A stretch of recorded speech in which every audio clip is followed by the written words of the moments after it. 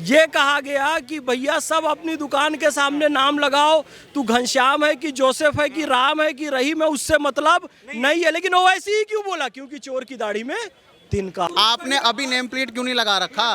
School, एक minute, जब school के अंदर बच्चा, एक मिनट, अरे जब स्कूल के अंदर एक तो पहले नहीं लगता, पुलिस के आगे लगा है, अधिकारी के लगा है, तो वो आइडेंटिफाई करने के लिए होता है कि ये फलाना अधिकारी है। अगर कोई रेडी वाला है या पटरी वाला है या ढाबे में, तो इसको उनको आइडेंटिफाई करने की जरूरत क्या है? क्या जरूरत है भाई उनको आइडेंटिफाई करने की? कि इसी चक्कर में है, इसी आपका शुभ नाम क्या है? मेरा नाम मोहम्मद नदीम है। हाँ जी। यहाँ तक कि पुलिसकर्मी वो भी नेम प्लेट लगाते हैं। हमारे सेना भाई, मैं तो चुपचाप था, आप बोल रहे थे, इन्हीं को ले लो। या अय्युहल्लज़ीना आमनुस्तईनु बिस्सब्रि वस्सलाति इन्नल्लाह माअस साबिरीन। सब्र से काम लो। जब आप बोल रहे थे तब मैं चुप था मेरे भाई, अब आप भी चुप रहिए। श्रद्धा और सबरुई साईं बाबा ने कहा है, ठीक है। धृति क्षमा दमोस्तेयम शौचम इंद्रिय निग्रह धीर विद्या सत्यम अक्रोधो दशकम धर्म लक्षणम। धर्म के 10 लक्षण में पहला लक्षण है धैर्य, यानी कि सब्र। सुनिए अब मेरी बात। पुलिस वाले भी नेम प्लेट लगाकर घूमते हैं, सेना के जवान भी नेम प्लेट लगाकर घूमते हैं, और उनका ब्लड ग्रुप भी लिखा होता है। होनी हो अनहोनी हो, ये इसलिए नहीं है कि उनको रक्त समूहों में बांटना होता है। ये जो विचारधारा है ना कि क्यों किसी की आइडेंटिफिकेशन बताएं, ये वो विचारधारा है जो रोहिंग्याओं को इस देश में बसाना चाहती है। ये वो लोग हैं, रोहिंग्या घुसते जाओ, शाहीन बाग में नारे लगाओ और रोहिंग्या को यहाँ बसा दो, और जैसी बोलो बेटा तुम कौन हो, तो जी कागज हम नहीं दिखाएंगे, कागज नहीं दिखाएंगे। लेकिन शाहीन बाग के आंदोलन में कोई बाहरी ना घुस जाए बोल के एक एक कागज चेक कर रहे थे। आज तक कोई मुसलमान बिना ज़िबा किया हुआ हलाल किया हुआ झटके का नहीं खाता है, ना किसी हिंदू की दुकान से खरीद कर खाता है, और ना कोई हिंदू जोर देता है कि ऐ मुसलमान तू झटके का खा। भाई मुसलमान है तो तू हलाल का खा, मुसलमान को कोई जोर नहीं देता। तो सनातनी कांवड़ियों को क्यों जोर दिया जा रहा है कि तू हिंदू की दुकान से खरीद? अरे उसकी भी इच्छा है, उसकी भी इच्छा है। आप नाम सामने रख दो ना, वसीम की है, करीम की है, सलीम की है, नदीम की है, कि संजय की है, कि विनोद की है, कि सोनू की। ये इसका शुभ नाम क्या हुआ? मेरा नाम मोहम्मद फैज़ खान है। देखिए बात ध्यान से सुनिएगा।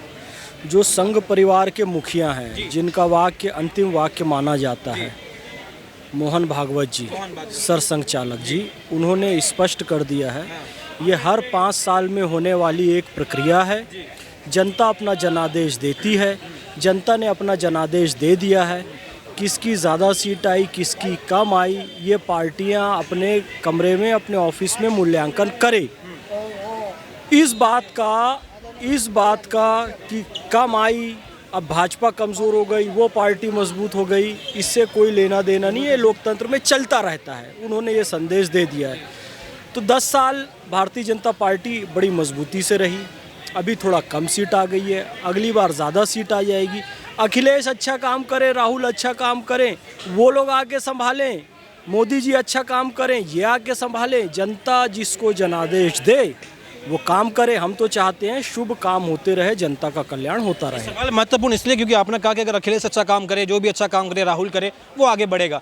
तो यूपी में आप ये मानते कि फिर योगी जी का जो राज रहा, कार्यकाल रहा, उसमें अच्छे काम नहीं हुए, तभी अखिलेश यादव का ग्राफ बढ़ा। अब योगी जी दावा करते हैं माफियाओं का खात्मा, राम मंदिर का निर्माण हो गया, माता बहनों की सुरक्षा की गारंटी योगी जी बार बार कहते हैं कि यूपी में जो है सुरक्षा की गारंटी है। ये तमाम चीज़ें हो गई, उसके बाद भी सीटें घट गई।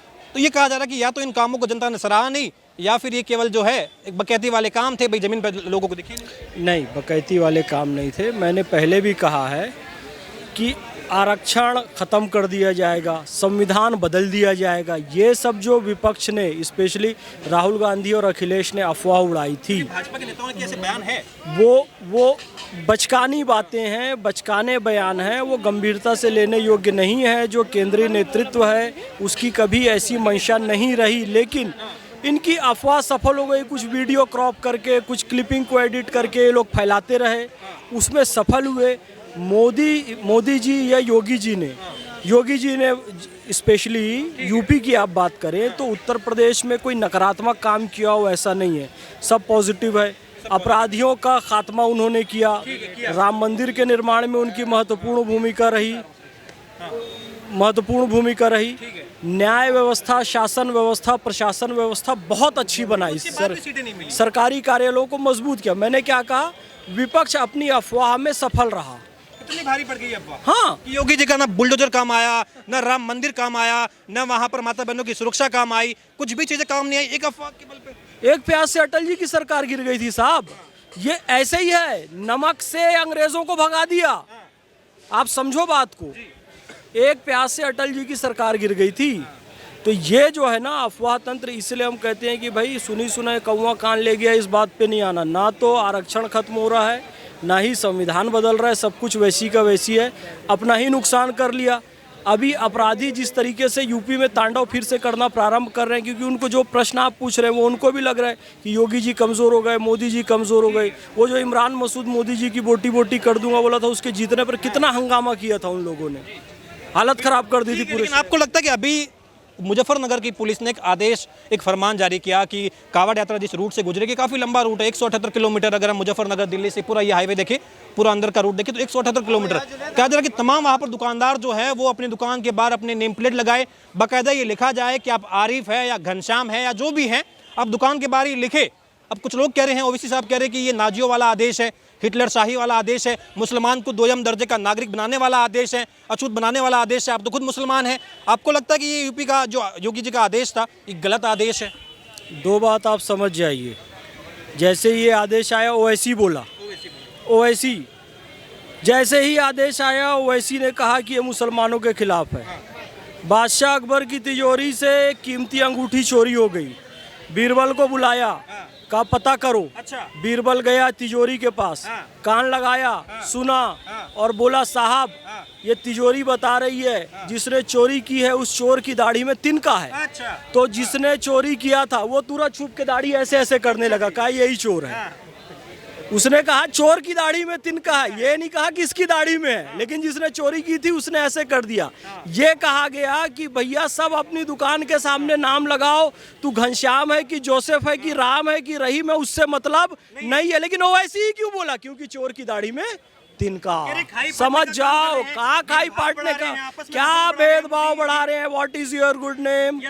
यशपाल जब स्कूल गए थे तुम्हारी छाती में एक नेम प्लेट लगा था यशपाल करके, बच्चा कहीं खो ना जाए, नर्सरी का बालक है, कहाँ चला गया? टीचर ने अच्छा यशपाल है बेटा इधर आओ इधर आओ, पहचान हो जाएगी। ये पहचान हो गई। उसके बाद जब आप ट्रेन में जाते हैं टीटी नेम प्लेट लगाकर घूमता है, हवाई जहाज में जाते हैं पायलट है या एयर होस्टेस है, आप चले जाइए तमाम सरकारी संस्थाओं में, गैर सारी संस्थाओं में, इंस्टीट्यूशन में, एजुकेशनल, तमाम विद्यार्थी अपनी छाती में अपना नाम लगाकर घूमते हैं। यहाँ तक कि ये पुलिस और सेना जो सारे सुरक्षा कर्मी आपके होते हैं सब अपनी छाती पे नाम लगाकर घूमते हैं। इसका उद्देश्य ये नहीं है कि उनका जाति धर्म समुदाय संप्रदाय बताना, उनकी छाती में तो ब्लड ग्रुप भी लिखा रहता है। आपने अभी नेम प्लेट क्यों नहीं लगा रखा? स्कूल, एक मिनट, जब स्कूल के अंदर बच्चा, एक मिनट, अरे जब स्कूल के अंदर एक तो पहले नहीं लगता, पुलिस के आगे लगा है, अधिकारी के लगा है, तो वो आइडेंटिफाई करने के लिए होता है कि ये फलाना अधिकारी है। अगर कोई रेडी वाला है या पटरी वाला है या ढाबे में, तो इसको उनको आइडेंटिफाई करने की जरूरत क्या है? क्या जरूरत है भाई उनको आइडेंटिफाई करने की? कि इसी चक्कर में है, इसी आपका शुभ नाम क्या है? मेरा नाम मोहम्मद नदीम है। हाँ जी। तो आप उसको जो है एक गलत आप एग्जाम्पलीफाई कर रहे हो ना, ये उल्टे सीधे एग्जाम्पल से आप किसी गलत को सही नहीं कर सकते।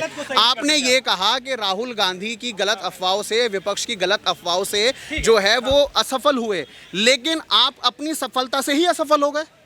आप, इसका मतलब तो ये भी हुआ ना, गलत आदेश था, मतलब वो अफवाह से सफल हो गए, तो आपकी तो सफलता ही थी ना, तो सफलताओं से कैसे असफल हो गए? ये कह रहे भाई गलत आदेश था, नेम प्लेट आप भी लगा के नहीं घूम रहे हैं, और दुकानदार कावड़ यात्रा से पहले भी निकलती थी, अभी भी निकल रही है। हमारे कॉन्स्टिट्यूशन में कौन से आर्टिकल के अंदर बताया गया है? आप मुझे बता दीजिए कि जो जितने भी ये हैं इनको लगाने की जरूरत है नेम प्लेट के, आपका रिलेशन क्या है? ठीक है बताइए।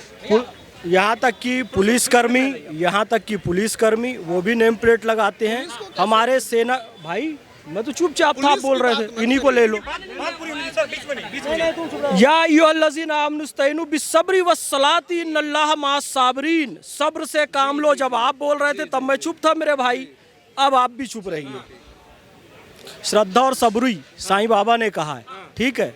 धृति क्षमा दमोस्तेयम शौचम इंद्रिय निग्रह धीर विद्या सत्यम अक्रोधो दशकम धर्म लक्षणम।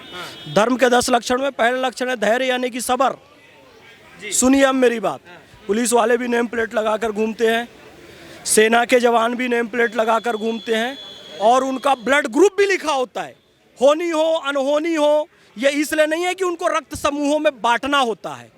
ये जो विचारधारा है ना कि क्यों किसी की आइडेंटिफिकेशन बताएं, ये वो विचारधारा है जो रोहिंग्याओं को इस देश में बसाना चाहती है। ये वो लोग हैं, रोहिंग्या घुसते जाओ, शाहीन बाग में नारे लगाओ और रोहिंग्या को यहाँ बसा दो, और जैसी बोलो बेटा तुम कौन हो, तो जी कागज हम नहीं दिखाएंगे, कागज नहीं दिखाएंगे। लेकिन शाहीन बाग के आंदोलन में कोई बाहरी ना घुस जाए बोल के एक एक कागज चेक कर रहे थे। आप भी गए थे जी, कौन हो, अपना कार्ड दिखाओ। अबे यही तो हम देश के लिए कह रहे हैं कि कागज दिखाओ, कागज दिखाओ, अपना नाम दिखाओ। मैं नाम लटका के नहीं घूम रहा हूं। ये क्या है, ये क्या है, ये जेब में लेके घूम रहा हूँ, ये भी जेब में लेके घूम रहे हो। और समय पड़ने पर दिखाया जाना चाहिए और दिखाया जाता है। और जब कहा जा रहा है मेरे भाई, इसको धार्मिक दृष्टिकोण से मैं समझाता हूँ आपको। ओम अन्नपूर्णे सदा पूर्णे शंकर प्राण वल्लभे ज्ञान वैराग्य सिद्धार्थम भिक्षाम देहि च पार्वती माता च पार्वती देवी पिता देवो महेश्वरा बांधवा शिव भक्ताश्च स्वदेशो भुवनेत्रयम्।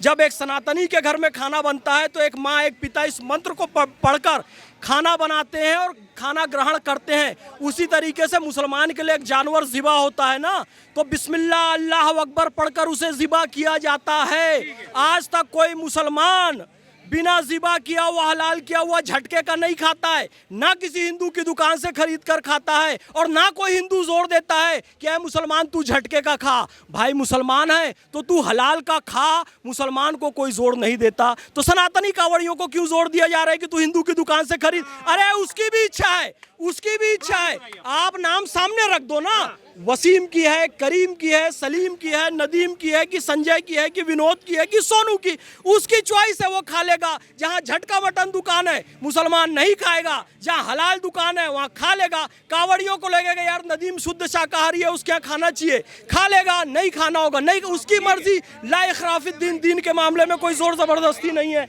आप क्यों जोर जबरदस्ती कर रहे हो दीन के मामले में? आपको लग रहा है कि नाम छुपाने की जरूरत क्या है? अगर नाम बता दे रहे हैं, समस्या क्या आ रही है? इनके जो एग्जाम्पल्स हैं वो जो है वो बिल्कुल गलत दे रहे हैं। ये इनका एग्जाम्पल ये है, जो झटका और हलाल होता है ना, वो सिर्फ होता है एनिमल, जो आप मीट या जो भी खाते हैं उसके लिए होता है। अगर कोई सड़क पे फ्रूट बेच रहा है तो उसमें कौन सा हलाल और कौन सा उसके अंदर झटके का हो गया। ये सिर्फ रेस्टोरेंट के लिए नहीं है। नाम छुपाए क्यों जा रहा है? अगर आप मुसलमान हैं, मुसलमान में भाई शिव जी को नहीं मानते। मेरा इंटरव्यू ले रहे हैं, मैंने आपसे नाम पूछा, ये जितने लोग खड़े नाम पूछ रहे हैं, कौन सा मुसलमान महादेव को पूजा करता है? आप जो है शिवा ढाबा खोल रहे हैं, वो चीज़ कांवड़ के लिए क्या जरूरी है?